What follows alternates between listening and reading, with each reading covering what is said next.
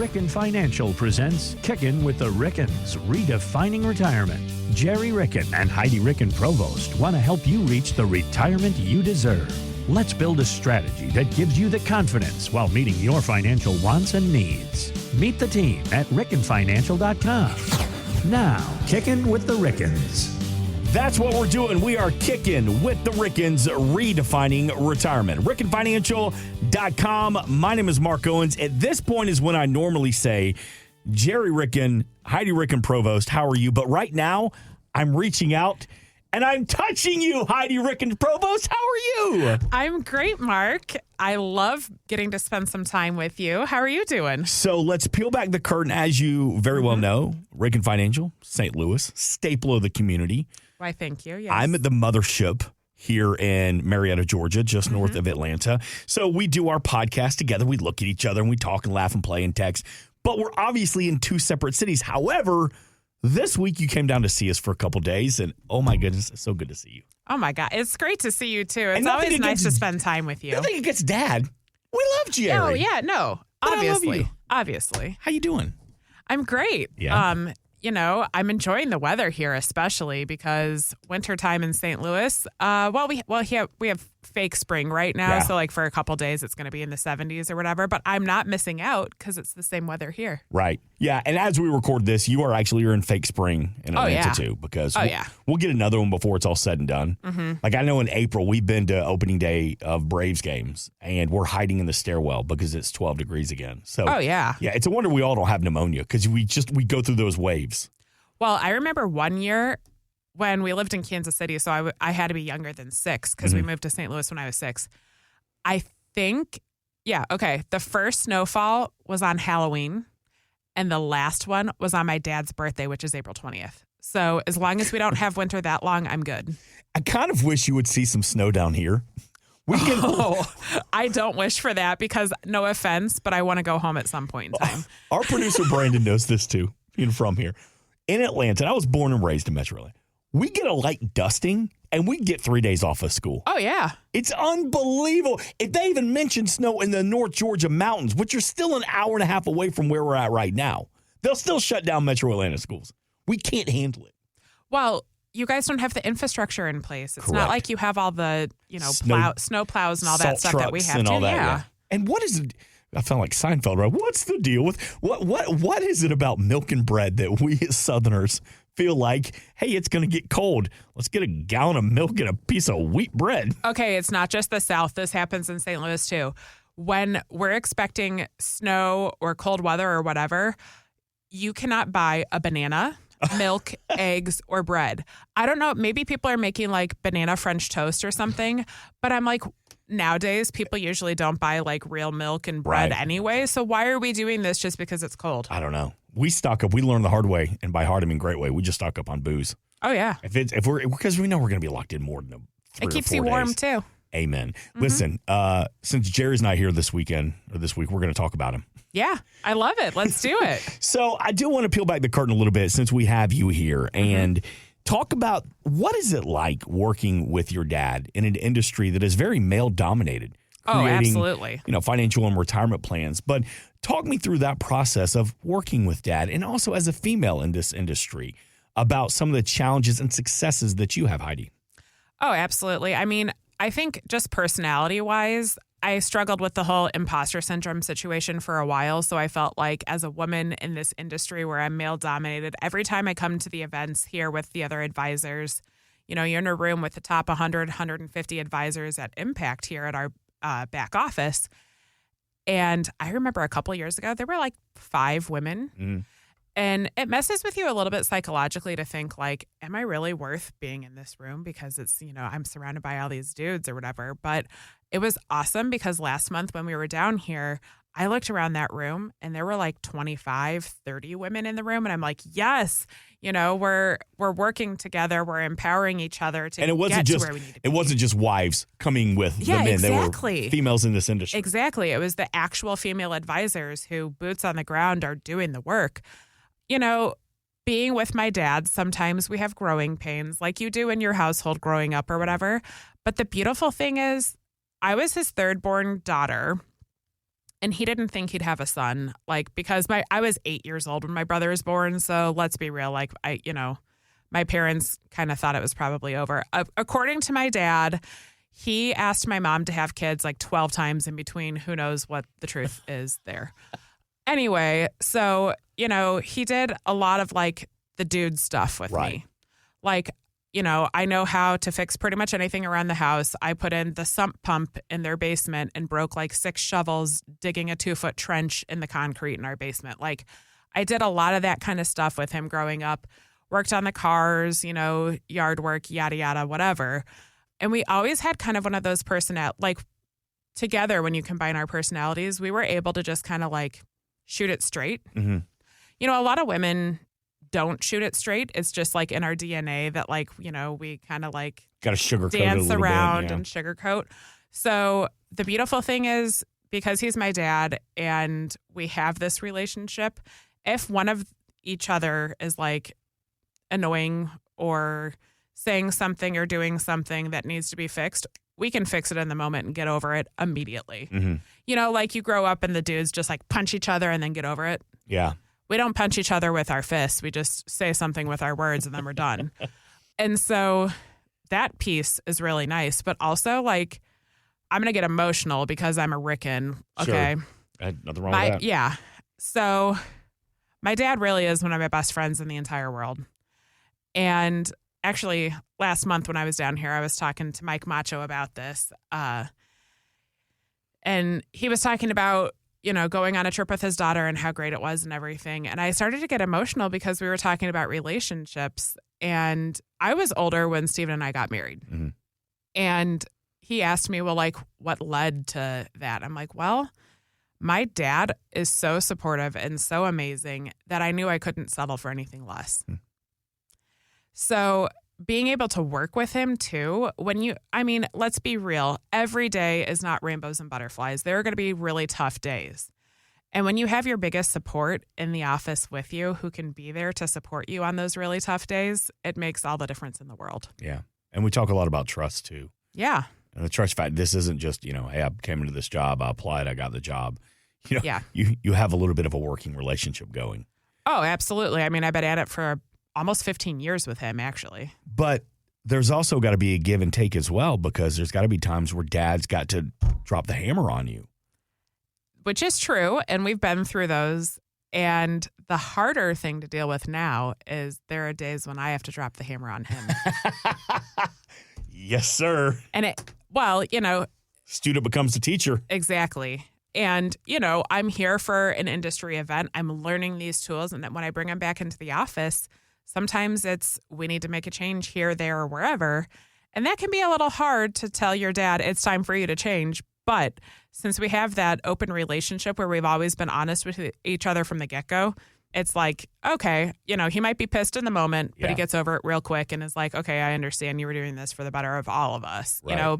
Especially for the better of our clients, because otherwise, if it ain't broke, we're not fixing it. We want to make sure we're always putting our clients first and taking care of them. So, if tweaks need to be made, then we make the tweak. Can you define a moment at Ricken Financial where you can say that was when dad really trusted me? Like maybe it was with, a family that was putting a plan together. Maybe it was a situation that your portfolio you were building where you said, that's a moment where I know that dad fully trusts me and what I can bring to the company. Yeah, I would say so. For about a decade, I was in more of a marketing and admin role. And then I finally became an advisor a couple years ago. And almost all of the meetings we do as a team because we work as a team, and we come with a different skill set and a different idea for how we can help our clients. So, meeting as a team, that's great. Mm-hmm. But a couple years ago, he went on vacation. And typically prior to that, when he would be out of the office, it was like, well, it'll just be a couple days where we do back office work. And then when I'm back, we'll meet with people. And a really important client called, and their family member was actively dying and they needed help financially in the interim. And I remember him saying, you've got this, just meet with them. And I was like, at first I was like, wait, who? Do I have this? Because when I first started, it was just him meeting with the clients Sure. one-on-one. And then I was in the background doing all the back work and everything. And in that moment, I'm like, okay, he actually believes in me and he wants me to be in this seat and knows that he's instilled in me everything that he would be doing in this meeting too, because otherwise he wouldn't let me take it solo. Yeah. And he pushed you pretty hard to get your licenses, get your designations as well. Oh, yeah. What happened? What's with that? Listen, okay, it makes me laugh because when I think about it, the first major I declared in school was education, and I thought I was going to be a high school math teacher. In theory, I could probably still be a high school math teacher. I love numbers. I'm a nerd, whatever. Mm-hmm. In practice, I was like, why am I doing this when I hated school? Like, I loved the social aspect, the sports, the whatever. But actually sitting down and learning was like the bane of my existence because I'm like, oh my God, I actually have to put in the work to do this. And so I'm like, I don't want to spend the rest of my life in school. And when I think back on that now, it makes me laugh because I am spending the rest of my life in school. It's just the school of real world learning. And, I might not be getting my master's program or whatever right now, but I'm still actively sitting for all these licenses and doing my continuing education and all this stuff. And so I fought it pretty hardcore for a couple of years. And I'm like, okay, I'll get my insurance license. That's easy peasy, whatever. Mm-hmm. And it took me a few years to continue the studies. Yeah. To get another license. Sure. Because I was so removed from school too. I'm like, I didn't have. Also, I mean, let's be real. When you're working a full-time job, it's kind of tough to study too. Amen. But, finally one day he just kind of looked at me and he's like, are we doing it or not? Like, is it going to happen? And I needed that. And I'm like, okay, it's happening. Let's do it. Yeah. But also I struggled for a long time believing in myself. And that's something I've worked really, really hard on, especially in the past couple of years on my weight loss journey and everything too, is I believe in myself now. So nothing's going to stop me, including myself. I was the biggest barrier to entry for so long for myself, but I'm like, no, I believe in myself. And I know I'm doing right by my clients, which is what's most important in this role. So, there's nothing holding me back now. Yeah. RickenFinancial.com. You can meet Jerry, Heidi Ricken Provost, the entire team. So you talked about some of the pros of working with your dad on a daily basis, all the support that he gives you. You kind of briefly touched on some of the challenges that sometimes you have to educate him. Mm-hmm. Touch on that a little bit more. What are some of the big challenges of having a father-daughter relationship in the family business? That's a tough one. As you think about it, though, my daughter is 10 years old. Yeah. And she's our only child. And she is the absolute love of my life. Like, I never wanted kids. Like, when I met my wife, Gretchen, I was, working in radio and going to the clubs and the concerts and just living the bed, making zero money, but just radio, provides you a lifestyle. You get a lot of free stuff out of it, too, the perks of the job. So I never wanted kids. I thought this was going to be my life forever, going to the concerts and all that stuff. And then I met Gretchen, and she was like, no, I want kids. I was like, well, I like you, and I want to make out with you. So, okay, let's have a kid. So let's have a kid, too. Let's have a kid. But then we had Caroline, and it's a cliche, but I couldn't imagine my life without her. Mm-hmm. And I just see her and I worry about her. Yeah. She's 10 years old. She's in 5th grade, but every single day I worry about her. And I want to give her that leash to kind of grow. And she's getting to that age as a pre-teenage. I want her to be strong. I want her to be proud. I want her to be confident. But I also want her to be my baby. Yeah. Like, stop growing. But then I do see, and I'm not blowing smoke here, but I do see the relationship between Jerry and yourself. And it is this relationship of the doting father. Yet you can also see how proud he is of you as well. So that's when I ask about the challenges for someone that is your biggest fan and your biggest support system. Mm-hmm. What also comes with that say, that's the hard part of this? Okay, and you nailed it because I'm in my mid-30s, okay? Mm-hmm. I'm self-sufficient, married with an amazing husband, have a great support system in my friends, and, I was raised really well by both of my parents, and I have faith. I have so many different components that make me, including my independence. And, as I said earlier, not every day is rainbow and butterflies. Sometimes we have hard days. And when I come in, I have no poker face. I'm the first person to admit it. I need to work on it. I could never, ever go to Vegas and play poker because everyone can always tell exactly what I'm feeling. But I have days when I'm having a tough day and I come into the office and he can tell immediately. and dad mode kicks in and he wants to fix my problem and I love it because he is so supportive, but at the same point in time I'm going to be like, Dad, I got this. Yeah. And so sometimes I have to be like, I have stuff going on behind the scenes and I'm going to bury it inside of me, which is really, really tough for me. So that he's not hyper-focused on that, because I'm not the biggest concern on a daily basis in the office. Our clients are. So whatever is going on in the background with me can step aside so we can focus on them. But it's a challenge for both of us because he can tell when I'm a little off and he wants to fix the issue, which is great. But when I'm in my 30s, I don't need dad every single day. Yeah. Oh, and okay. And that's tough for both of us. So you want to talk about challenges? That's going to be a challenge for him too. One day he's going to have to cut that cord. Yeah. And I don't know. I don't want to get into y'all's business plan at Ricken Financial, but there might be a day where he says, Heidi, it's yours now. Yeah. We've built up an incredible client. We love the families that we serve. Hopefully they trust us as much as we love them. And Dad one day is going to say, it's time for me to drink a Mai Tai at the beach.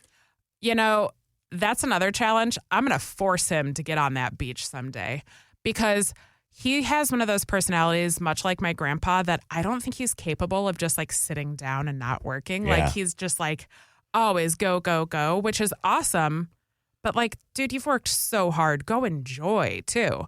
So I think because he's one of those guys that probably is like never going to retire because he loves what he does, I've been forcing him to like go on the vacation, do the stuff with mom while you guys have the time. It's your 45th wedding anniversary this summer. You better do something together, and I got it behind the scenes when you're gone. Like you can take some time away and do what you want to do because he's still in those go-go years where he can go and do things. Mm-hmm. And before things slow down and, he's going to be forced into retirement one day by me, he needs to enjoy while he still has the time.